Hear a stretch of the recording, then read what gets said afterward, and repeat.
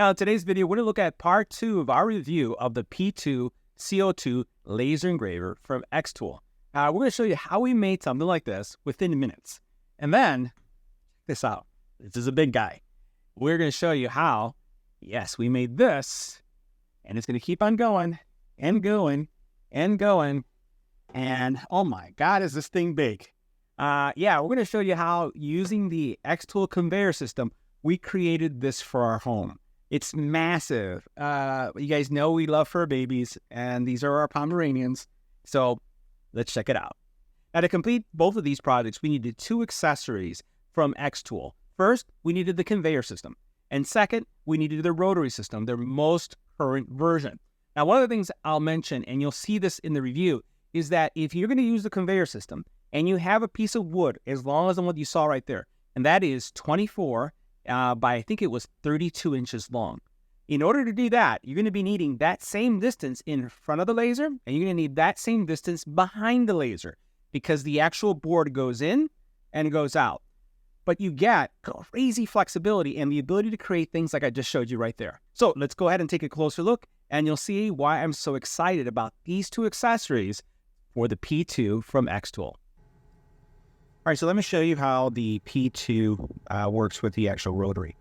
So first thing I like doing is I like kind of flushing my rotary to this grade bar right here that we have right here. This is going to help me make sure that it is square, right? Now, the other thing is, if you have something that's longer, you can put another grade right here and then make sure that it looks really good. So far, mine has been working out fine, just using that option to square. Now, the next thing you're going to do is you're going to measure the circumference or the diameter of your object. And this right here, you'll notice, has basically for the riser, for the chuck, right? So what you're looking to do is you're looking to see where this line that's right here lines up. And you'll notice that it's around 21, right? Plus or minus. So what you're going to do is you're going to add a 0 to that. So it's not 21, you put 210. And you're going to see that in a couple seconds.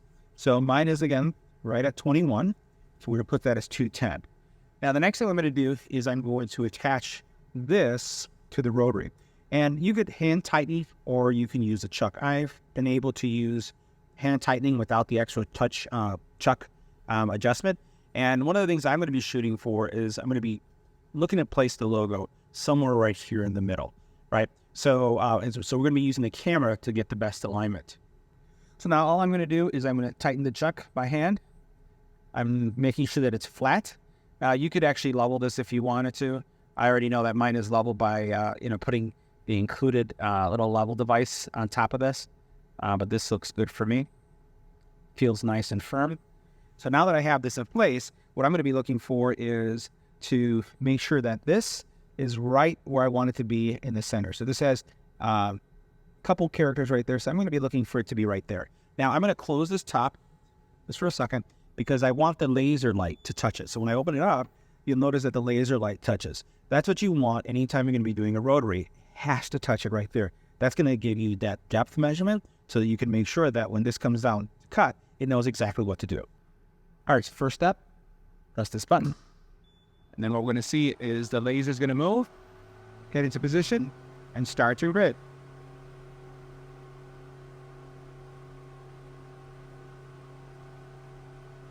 All right, so now let's go ahead and take a look at what this looks like. It'll be a little dusty, but we'll go ahead and move the chuck. And there you go. I could work a little bit on my alignment. I was a little bit off. Well, it was a lot off. But you can see how great that looks. We'll wash it off and see what it looks like. All right, so that is the clean product. So just a little magic eraser on that with some water, and that's what she looks like. Super crispy, nice and sharp. All right, all I got to do is lock down that alignment. Okay, so now the first thing you're going to notice is that we actually had to remove the P2 from our bench where we do all of this engraving if we wanted to use the actual conveyor. This is something that you're going to have to really plan for. You're going to have, if you look at the length of this board, you're going to have the same length that you have in this board on each side of the conveyor. The larger you go, the more space you're going to have. So what we ended up doing is moving everything to the floor because it made it a little bit easier. I was really trying for the last week to find some furniture, something that would allow me to raise it, and just couldn't find anything that would work for me. So make sure that you're planning that out when you're setting up the conveyor system. So we'll see here I have my board. The support for the board is underneath, and you're going to see on the other side what it looks like. Now, once you put the board and place it ready for engraving, what you're going to notice is that there are rollers on the top that are pressing the board down, and then there's rollers on the bottom that are also gripping and actually helping the actual material move forward. We're going to see how it moves forward manually, and then once we start our engraving, it can be set to go. You notice that on the inside we have, again, that support system, so that the board is going to be supported as it goes through. And then you'll notice on the very bottom, I do have the tray extended somewhat. That's just what the manufacturer recommends, so that the actual bars that we have there don't get in the way, right? So you'll want to make sure that you have it extended slightly, just like that. Now, the back of the P2, you'll notice that I have them coming out as well. And you'll notice that I have supports inside as well as the supports out here. Now, I don't have my exhaust on, because I just wanted to make sure that you could see this, because the exhaust will get in the way for the video. But you'll see how everything is set up nicely right here. So the board's going to come out and has enough room to come out of here as it's being engraved. And if it has to go back, we'll be able to do that as well. Because let's face it, you may run the board once for a burn, and then you'll want to maybe run the board a second time for a cut. Because you could do both with the conveyor system, right? Do your burn for your engrave, and then do the cut if you want to cut something out, or just change the shape of the board that you're burning. Now, on the inside, you can see how everything is put together. You can see the cable powering the actual system itself. It comes with a little sticky that you would put here on the side that has kind of cable management, and that's going to keep it out of the way. Now, this area right here, you'll notice that it says here rise or lower. There's a little indicator that you're going to see on one of the rollers that shows the type of pressure that you have, and depending on the size of the material, you'll want to have a specific color feedback that's going to come out on that roller. Now, just to show you how this works, and this is going to be obviously automatic or powered by the system, just to give you an illustration, as this roller moves forward, notice how the material is just going to move forward, right? So what's happening is this is going to move up to where the laser will meet the material that you're engraving, and then it start engraving, and as it's engraving, the material that you have is going to move forward. Oops, right here. So it's going to go forward like this, and then if it needs to go back, it'll go back. So one of the things that's going to be really important is that you have the right tension here, so that the material grabs on pretty nicely. Now, the other thing that you'll notice is that when I brought it in, I didn't have the material all the way back. You're going to have to set it in a specific position so that when you do the engrave, it starts at the right place. Now, we've been engraving a lot of different things on our P2. And one other item I wanted to share with you in this video is the acrylic engravings that we've been doing. Now, I created this, and this is kind of a fun little saying. So let me describe what this is. I got this in video right here. See this? And we're going to light this up in a second. But this is an acrylic sheet that I painted black, right?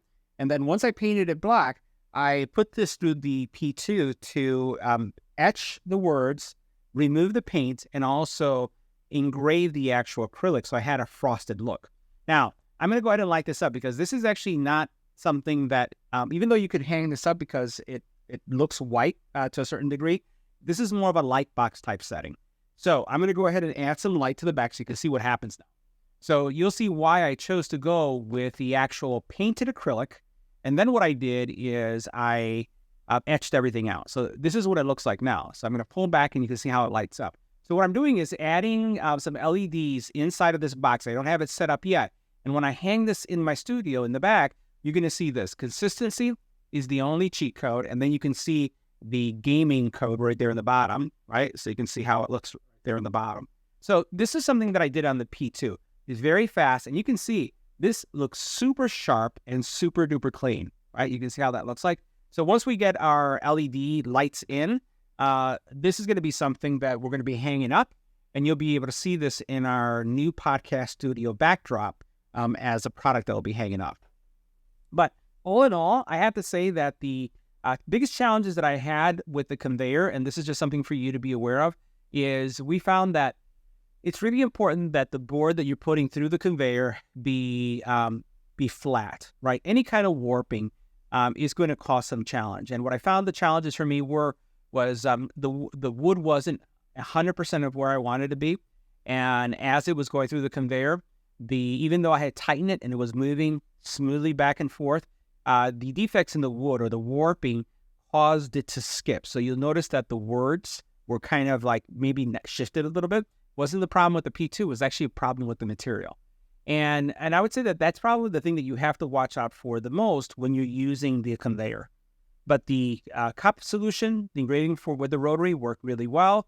The acrylic, as you can see here, like this, I'm super doped and happy the way this looks. And we've been doing a lot of different acrylic pieces. And then the conveyor works well as long as you make sure that your material is flat and it has no irregularities. So highly recommend the P2. Great solution for those of you who are considering a side hustle. And it's just an incredible tool. See you in the next video.